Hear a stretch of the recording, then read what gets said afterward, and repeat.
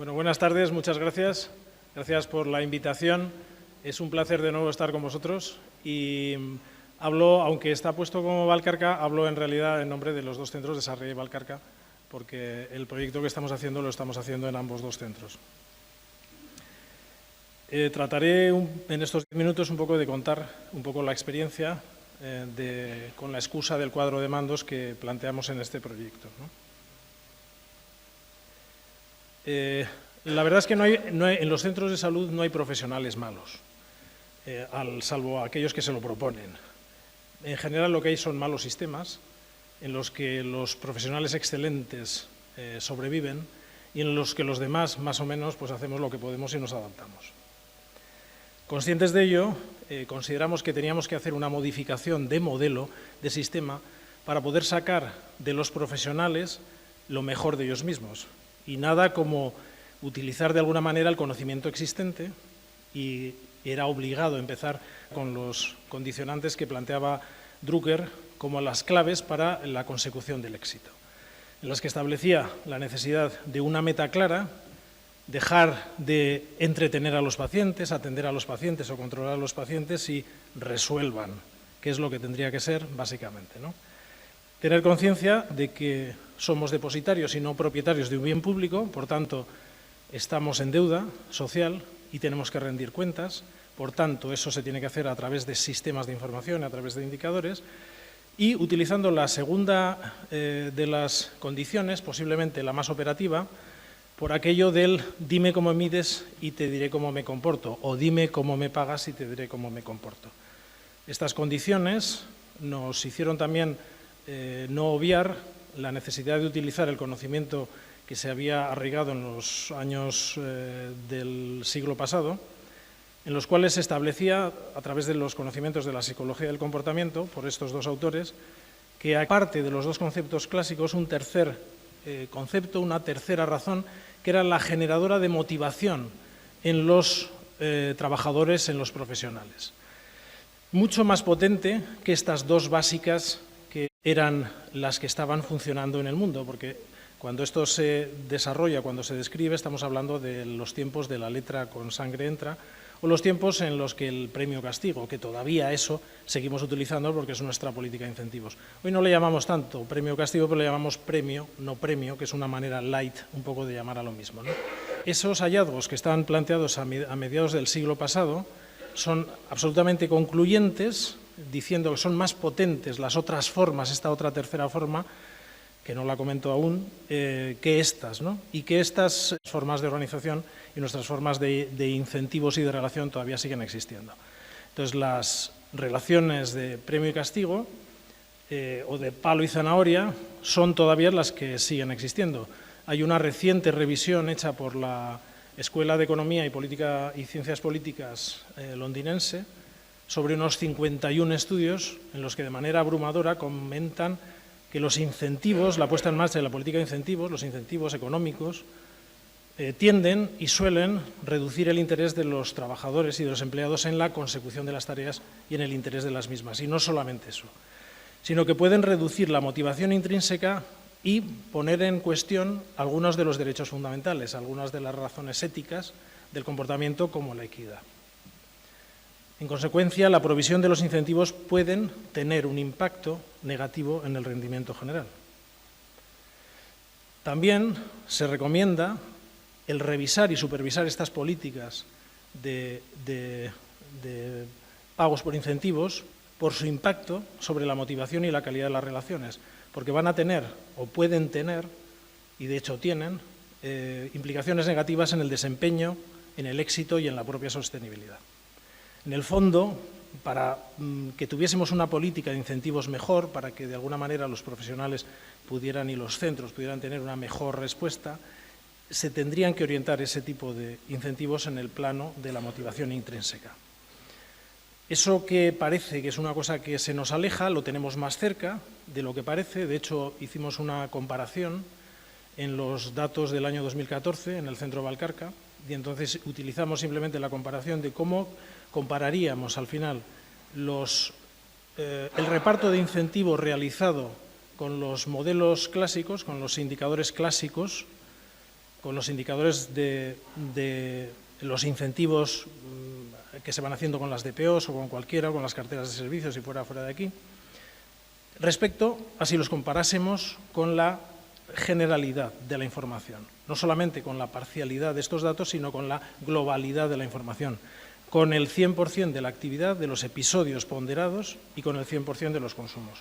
Entonces, la información que nos daba era diríamos, una regresión cero, en el cual, de alguna manera, empezaba a hacer ver el peligro que podía suponer de desequilibrio y de injusticia, precisamente, de desmotivación, porque se estaba primando de una manera similar a aquellos profesionales que tenían los mejores logros con los peores logros. Esto nos estaba diciendo que conseguían los incentivos o los mejores incentivos aquellos que tenían los mejores y los peores logros, y tenían los peores incentivos aquellos que tenían los peores o los mejores logros. Y esa especie de injusticia generaba una cierta desmotivación. De alguna manera estábamos hablando del café para todos. Entonces, en parte, la desmotivación del café para todos se produce porque no siempre está asociado el ahorro, y si nos fijamos en los puntos C y D, el ahorro esté asociado con la eficiencia, porque en este caso los ahorros generados en los puntos B y C, en general, es porque se cierra la puerta a los pacientes. Y tampoco está asociado que el aumento de actividad, como en el caso como en el caso de los profesionales excelentes, esté asociado con incrementos de costo, justamente lo contrario. Otra segunda razón que también que puede generar esa especie de sensación de desmotivación es el hecho de que las mediciones parciales no son nada representativas de la compleja realidad. Entonces, las mediciones parciales parece ser que nos dieran como una imagen muestral del comportamiento general y no dan una imagen muestral, dan una imagen deformada. Por esa razón teníamos que volver a ese tercer pilar, a ese tercer factor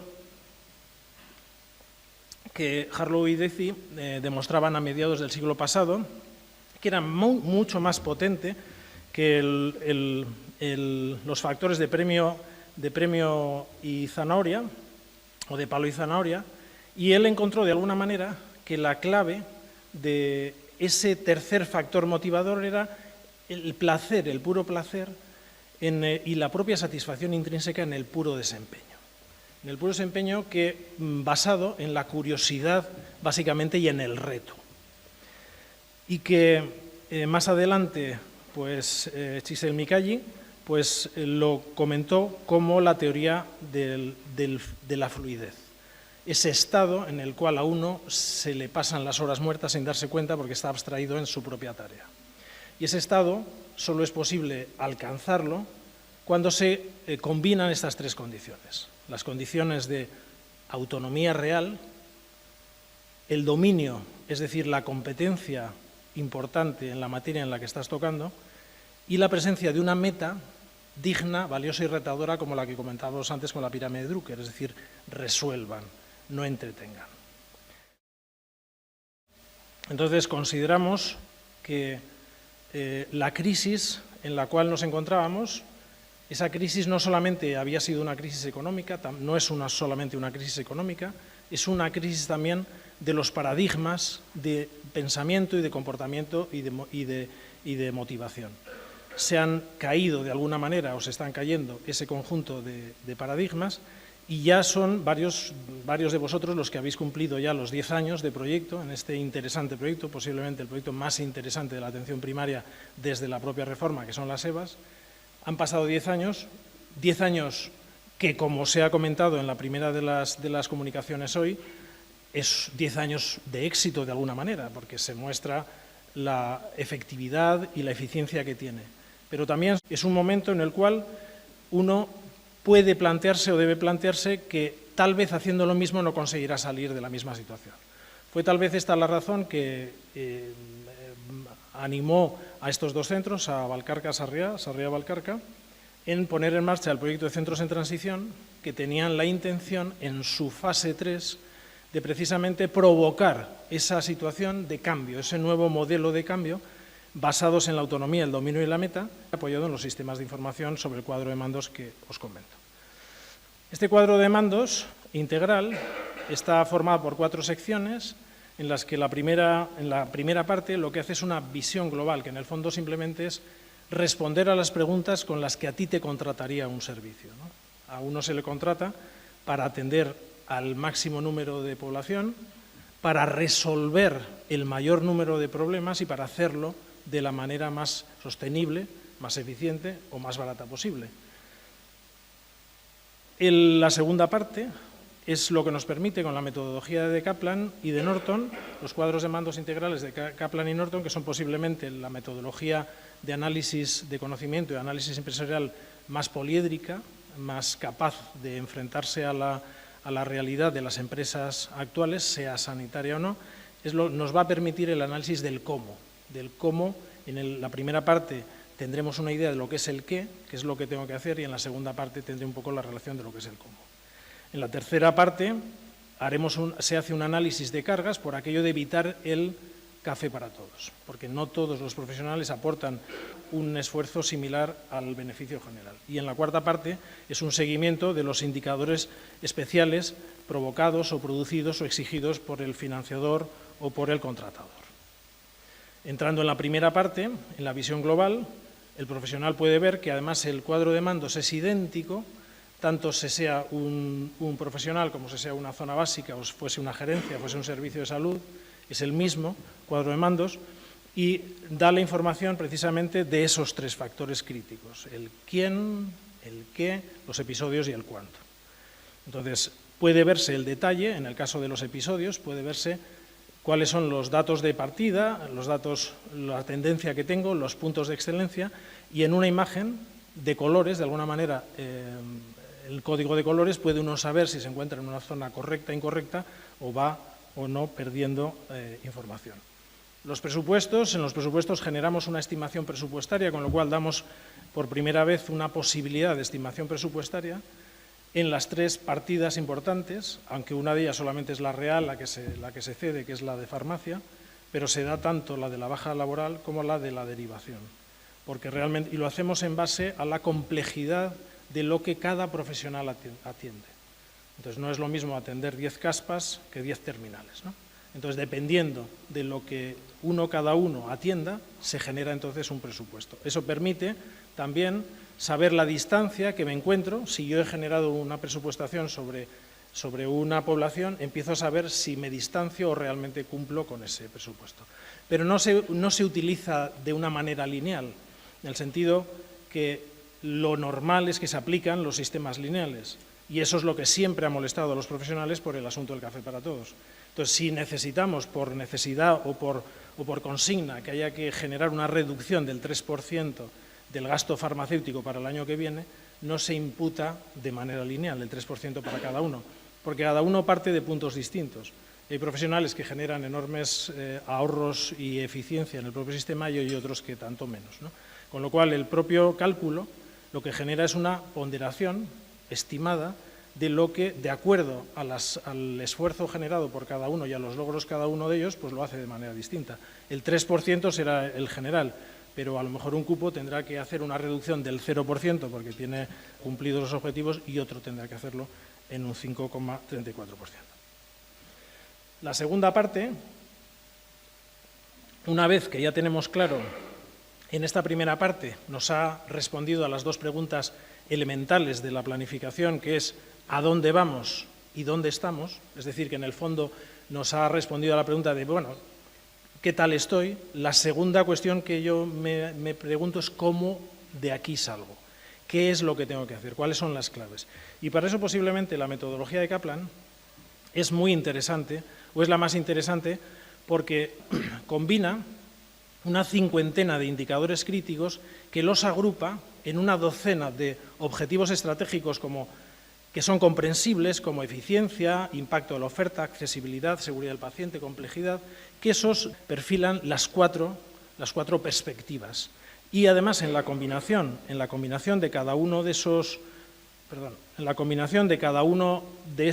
indicadores van sumándose de manera ponderada a sus diferentes objetivos, y esos objetivos de manera ponderada se van sumando a las perspectivas. Podemos navegar, diríamos, desde la generalidad a la generalidad o a la particularidad.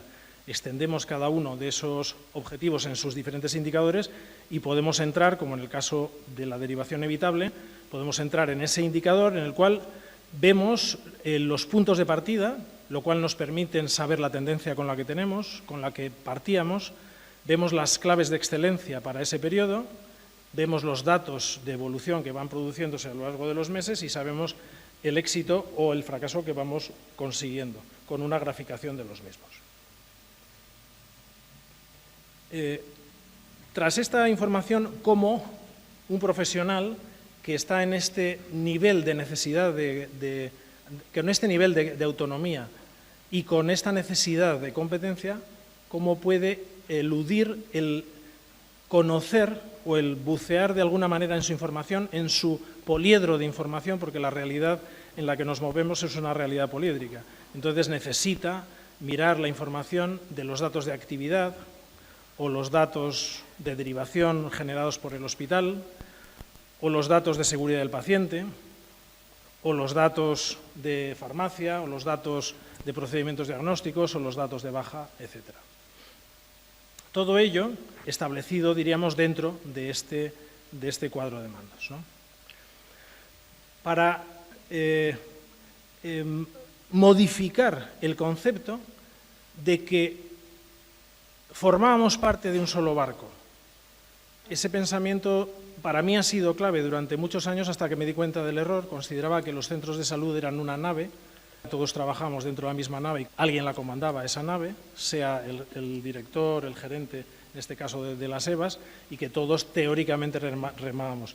Entonces, ese punto de vista, que parecía interesante, debe pasar a un punto de vista mucho más operativo. La única manera de que exista dominio por parte de y responsabilidad por parte de los profesionales es que baje la autonomía de gestión a cada uno de los profesionales y que cada uno de los cupos se convierta realmente en una nave. Porque en el fondo no estamos hablando de una nave, sino estamos hablando de una flota, de una flotilla de naves. Y cada uno de los cupos o de los responsables de los cupos tienen que ser un capitán pirata. Y capitán pirata por la utilización etimológica real de la palabra pirata, que en griego significaba individuo que emprende y que busca fortuna, ¿no? Entonces, en ese sentido, el planteamiento no es trabajar descoordinadamente, sino trabajar de acuerdo, de una manera coordinada, a los objetivos de la visión global. Estamos en un nuevo tiempo, en una nueva situación, han pasado 10 años. Las EVAs posiblemente son no sé si la única estructura, pero posiblemente la única estructura donde realmente se puede hacer esta modificación, que es una modificación de cambios de roles, en los que se consiga que los profesionales tengan una autonomía real más importante, un elevado dominio y competencia y una meta digna, valiosa y retadora. Entonces, no es que tengamos profesionales malos, aunque algunos se lo propongan. Tenemos malos sistemas, malas organizaciones, y este proyecto que os presentábamos simplemente era una iniciativa más para salir de ello. Muchas gracias.